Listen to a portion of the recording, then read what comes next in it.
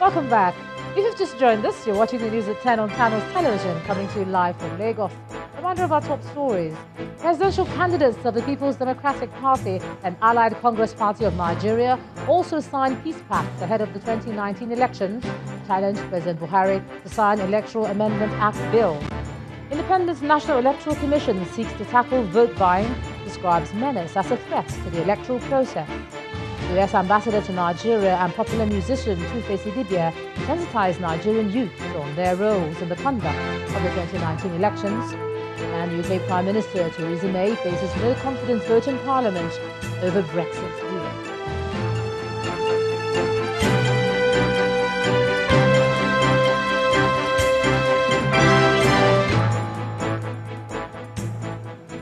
Tv.com has more information for you, and on youtube.com/channelsweb you can watch our videos. You can also watch us on your mobile device via your browser or download the Channels TV app for Android and iOS devices from their respective stores.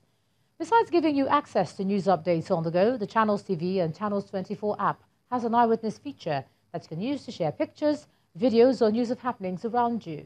Just install the app, then tap and swipe to reveal the menu, and then follow the instructions. The governorship candidate of the All Progressives Grand Alliance in Abia State, Mr. Alex Oti, is asking Nigerians to vote for candidates with genuine intentions to change the country. Mr. Oti was speaking at the launch of a book, simply Alex, a testimonial biography of his life. At the event, many paid tribute to him and spoke about his readiness for office.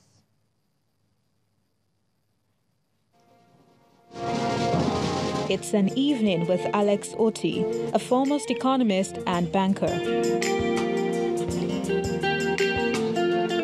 It's also an opportunity to formally launch the book, Simply Alex, which chronicles the early life, career and political ambition of the former managing director of Diamond Bank as he prepares for the flag-off of his governorship campaign in Abia State. But his core essence, the part that makes him an engaging personality, is his humanity.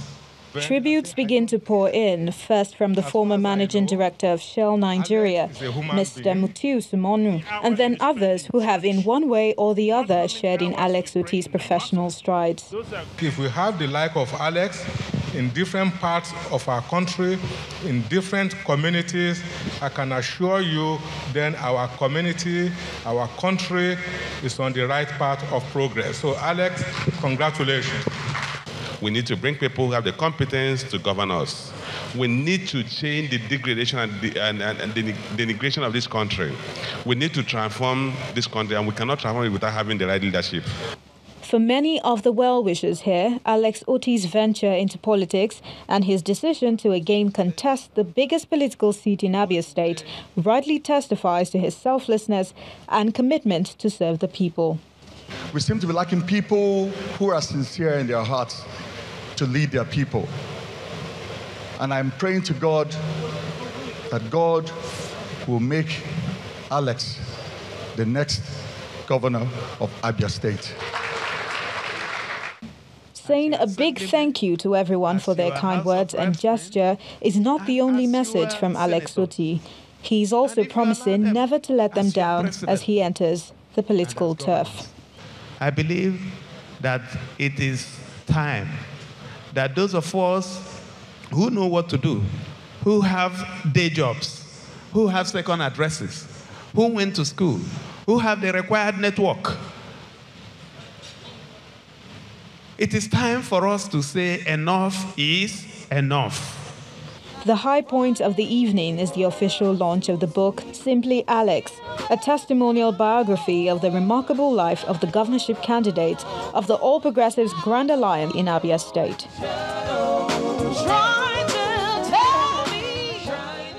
Let's cross over to Abuja now. Here's Ibrahim Adra. Hey, Ibrahim. Hi, Ijoma. Now the Senate has passed a bill seeking the establishment of a commission for the development of the Southeast. When signed into law, the Southeast Development Commission bill is expected to act as catalyst to develop the commercial potential of the region and address its environmental challenges. The same bill had failed at third reading in the House of Representatives in 2017. Our correspondent Terry Comey reports. The Senate settles down to the consideration of reports.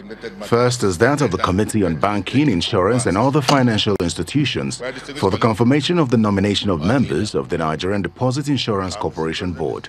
Among the appointees is the spokesman of the Buhari campaign organization. Will the Senate confirm the nomination of Barrister Pt.2 as a member of the board of Nigerian Deposit Insurance Corporation, NDIC?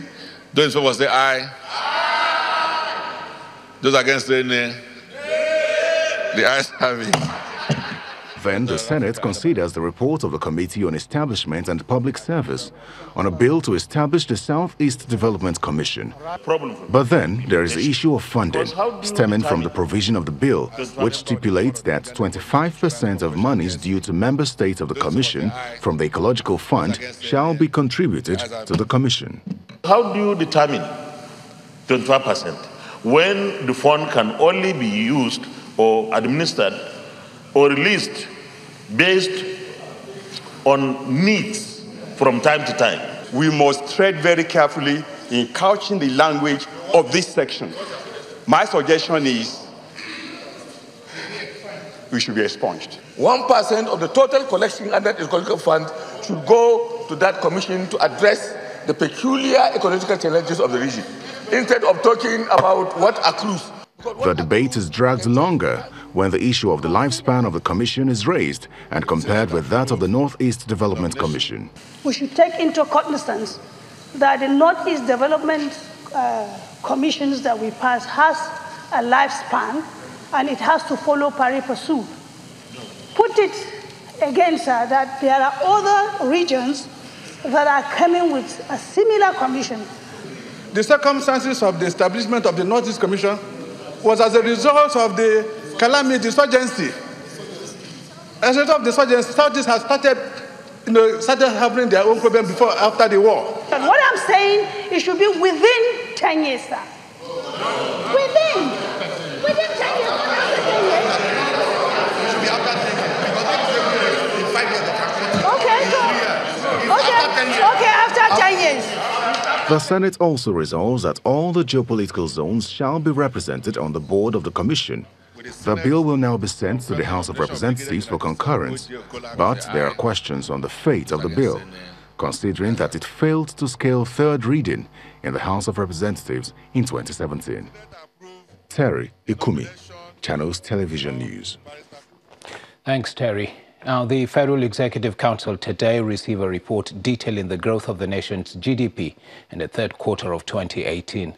After the meeting presided over by President Muhammadu Buhari, the Minister of Budget and National Planning told State House correspondents that the Council is encouraged by the economy's steady recovery from recession. He also notes that the economic growth continues to be driven by the non-oil sector, which grew by 3.32% in the third quarter. The economy, when measured by real GDP, grew at 1.81% in the third quarter 2018, compared to 1.5% in the second quarter of 2018. The Federal Executive Council was particularly encouraged to note that economic growth continues to be driven by the non-oil sector, which grew by 2.32% in the third quarter.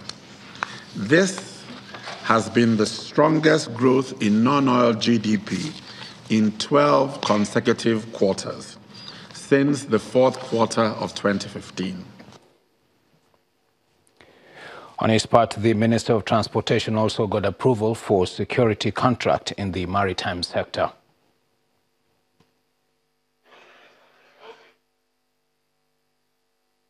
We got an approval for NIMASA to enhance the security of the maritime sector. In terms of maritime sector, we are talking about the security on the waterways and a contract worth $22.995 million was approved for 6 companies to protect 6 sections of the coastal waterways. In other matters, 70 communities in 5 states of the Federation are to be electrified soon as the federal government announces plans to intensify its rural electrification program. The Minister of Power, Works and Housing, Mr. Babatunde Fashola, offered this assurance in Abuja when he met with leaders of Gora community of Nasarawa State. He blamed previous administrations for delaying the implementation of the rural electrification plan for 10 years. The minister, who also hosted officials of the State Surveyors and Valuers Registration Board of Nigeria, advocates the need for professionals in the country to maintain international standards. Officials of Gora community from Nasarawa State, led by the traditional ruler of the area, visit the Minister of Power, Works and Housing in Abuja. The mission of the visit is to show appreciation for government's electrification of the area. In the history of Nigeria, one of the sectors is the provision of solar power, in which some of my Angwa neighborhood villages of my community have benefited from it. At the event, the Minister of Power, Works and Housing announces the federal government's plan to provide electricity for more communities. This will also demonstrate to those who do not know that while we are working to fix the challenges of the grid, when we are saying that we are now generating 7,000 megawatt and we have distribution challenges, our work doesn't start and end on the grid. More communities are getting electricity off the grid. And Gora is an example of what we have done with off-grid power. Members of the Estate Surveyors and Valuers Registration Board, led by its chairman, were also at the ministry to interact with the minister on challenges in the sector. In a few months from now, the term of membership of some members will lapse. And we have already sent in a letter to you to that effect. It is important that steps be taken to appoint the replacement. The minister responds with a call for professionals to step up their game in order to improve the living standard of Nigerians. That if the professionals in this country raise their game, the standard of living, the standard of life in this country will change for the better. The chairman of the board later presents the Nigeria Valuation Standard, otherwise known as the Green Book, to the minister, with a promise to enforce standards in the sector. Nigeria is one of the 193 countries that adopted the 2030 Development Agenda for Sustainable Development in 2015. Top on that list of the 17 Sustainable Development Goals is the eradication of poverty in the world. However, the Senior Special Assistant to President Buhari on Sustainable Development Goals, Mrs. Adejoke Orolokpe Adefulure, says Nigeria may not be able to accomplish all 17 goals before 2030. In this next report, our correspondent Tosin Adeshino looks at how Nigeria is faring in meeting the 2030 deadline of the goals. 17 Sustainable Development Goals are a follow-up on the Millennium Development Goals, which phased out in the year 2015. 2030 has been set as the year the nations of the world should eradicate poverty and achieve quality healthcare, education, peace, infrastructure and industrialization, along with 12 other goals. But how far has Nigeria fared in the eradication of poverty, provision of quality healthcare, education, peace, and infrastructure development? A report by the World Poverty Clock places Nigeria as the country with the most extreme poor people, even though the Nigerian government has refuted this claim. Access to quality healthcare and education is only but a dream in the minds of many. According to the Global Healthcare Access and Quality Index report, Nigeria ranks 140 out of 195 countries in healthcare delivery. Amid all these developmental challenges, the country is still faced with the war against terrorism in the Northeast. The SDG goals have been divided into phases by the federal government in order to attain them. In the first phase of the development plan of the SDG goals, how has the federal government performed so far? According to the peculiarities of each member state. So we cannot do 17 goals at a time, but we can pick those ones that can quickly achieved. You understand? And don't forget that one goal leads to another goal. Implementation of one goal leads to another one. However, funding still remains a huge problem for the department. The annual budget and releases cannot fund maximally what we are expecting. We're expecting from and what we should do for our people, because one thing is to have an annual budget, but the revenue determines the releases of the annual budget for the implementation. 2030 is only 12 years away, and the question remains, will Nigeria be able to achieve the Sustainable Development Goals within this period? That remains to be seen. Tosin Additional, Channels Television News. Many thanks, Tosin. You're watching News at 10. We'll take a moment, but when we return, Nigeria's first gold refinery is set to be launched in Ogun State on December the 13th. That'll be in our business news. Do stay with us.